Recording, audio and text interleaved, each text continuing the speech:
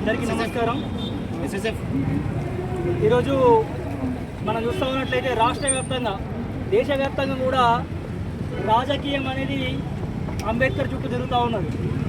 మనం చూస్తున్నట్లయితే ఒకప్పుడు అసెంబ్లీ పార్లమెంట్లలోకి అంబేద్కర్ అడుగుపెట్టని పరిస్థితి ఉండేది. కానీ అతని జ్ఞానం ఏదైతే ఉందో అతని జ్ఞానమే అతని న్యాయశాఖ మంత్రిగా ఇవ్వడం, రాజ్యాంగ రచయితగా చైర్మన్గా అవకాశం ఇవ్వడం అనేది జరిగింది. మనం చూసుకున్నట్లయితే అంబేద్కర్కి మన దేశం కంటే ముందు లండన్, అమెరికా లాంటి దేశాలలో గుర్తింపు లభించింది. కానీ మన ఏ జాతి కోసం అయితే ఆయన త్యాగాలు చేసిండో, ఏ జాతి కోసం అయితే అతను తన జీవితాన్ని అంకితం చేసిండో, ఆ జాతికి సంబంధించిన వ్యక్తులమైన మనం ఓటుని సరిగ్గా వినియోగించుకోకుండా మనం అమ్ముకుంటా ఉన్నాం. మనకు రాజ్యాధికారం రావాలంటే ఓటు హక్కు అనేది వజ్రాయుధం. ఆ వజ్రాయుధాన్ని మన చేతిలో పెడితే దాన్ని మనం మందుకు, మనీకి అమ్ముకుంటా ఉన్నాం. కాబట్టి ఈ ఓటు హక్కును మనం వినియోగపరుచుకున్నప్పుడు 80% ఉన్న బీసీ, ఎస్సీ, ఎస్టీ మైనారిటీలు రాజ్యాధికారం సాధించే అవకాశం ఉంది.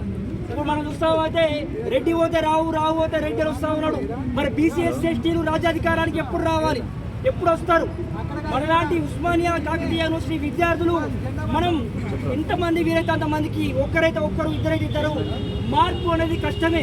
కానీ ఆనాడు ఒక్కడే అంబేద్కర్ ఏ విధంగానైతే తనకున్న జ్ఞానంతో ఈ 70 సంవత్సరాల గణతంత్ర రాజ్యంలో ఒక రాజ్యాంగాన్ని రచించి, ఆ రాజ్యాంగం ఇప్పటికీ చెక్కు చెదరకుండా, ఎట్లాంటి వన్నె పోకుండా ఒక బలిష్టమైన రాజ్యాంగాన్ని ఇచ్చిండో, ఆ విధంగా మనం ఒక్కొక్కరమే అయినా మనం వీలైనంత మందిని చైతన్యపరిచి ఓటు హక్కు యొక్క విలువను వాళ్ళకి తెలియపరిచి, సమయం పట్టొచ్చు.